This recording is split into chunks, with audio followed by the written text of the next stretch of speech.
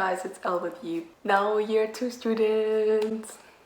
So, as you might see in the topic of this video, I've started my internship in Hilton. In today's video, I just wanted to share with you what HTH expects of you getting an internship and what you, as a new student or somebody who considers to go to our school, could expect from the internship that is coming on year 2. So I'm an international student, for those who don't know. So Amsterdam is a totally new city for me, and Sweden and Russia would be considered my home countries, even though I applied to school as a Swedish citizen, so I'm basically here representing Swedish people. Yeah, so my initial plan from the beginning was to skip the internship. HTH really empathized on the fact that I expected to have experience in the industry, and I was like, yeah, I have a lot. I have 5 years in front office, I've been a shift leader, I have worked in the cafe, I've worked in every department in a hotel. Like, I'm quite experienced for my age. That's also why I'm a little bit older. So coming to the school, I started to research during the first year already how can I skip the internship, because I knew that was one of the alternatives. And I was like, how cool would it be to graduate even quicker, because I already missed a few years of my life waiting for the Swedish passport. But the moment I sent out in the application, it turns out that they needed documents. And one of them that I was missing was the confirmation of my internship in Swedish high school where I studied hotel and tourism. They needed a contract from my internship with Courgette by Marriott Vasilevsky, where I was doing my internship on the 3rd year. So I tested my teacher in Sweden. I'm in a really good relationship with her, and I asked her for the document because I've never seen it. So hotel was supposed to sign it with my school. And what happens is that she didn't save it, and the hotel doesn't exist anymore because Marriott sold the hotel to somebody else during COVID. The hotel belongs now to another chain, but the contract disappeared. Like, she was looking into her entire office for me and told me that she couldn't find it, unfortunately.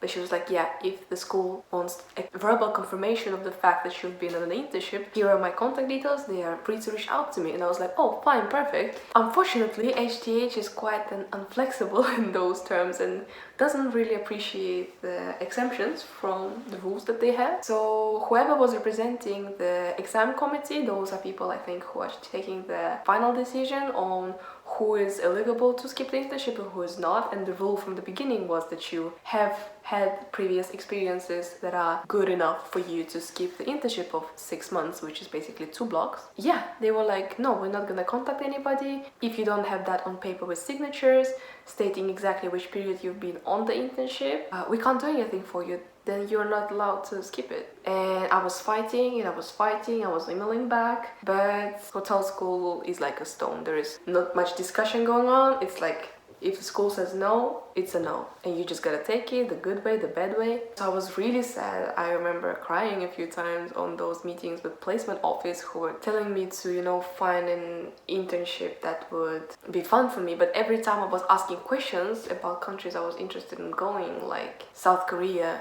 I would love to challenge my language ability because I've been learning that language for a while, but never really got to, you know, work in the environment. So I thought that would be fun. There are a bunch of nice hotels in Japan, but because of COVID, that was just impossible. Like, you know, every time we just mentioned Asia, it was just a no-go. So my plan B and plan A were totally destroyed by, you know, by me getting to searching for the internship. And I was like, okay, what's the point? The school wants you to have experiences in the industry, and then you tell them you have it, but they couldn't care less about it. So I was really sad for those meetings that we had. I didn't think that I would need to create or invent a plan C for myself. And I was like, okay, this is a position I'm in right now. I already did the first year. There's no point of feeling bad about it because I gotta continue. And well, if I'm not allowed to skip the internship, let's do the best out of it. So that's in the topic of this video, how I for myself realized that for me, if I can't go and do my internship abroad and work in a totally different culture like the Asian culture, where service is a completely different style compared to European type of service. If I can't do that, well, I've already worked in Sweden, I've worked in Russia, I'm not allowed to go to those countries. So I was like, maybe it's a good idea to stay in Amsterdam instead, because there is quite a big issue with housing in this country.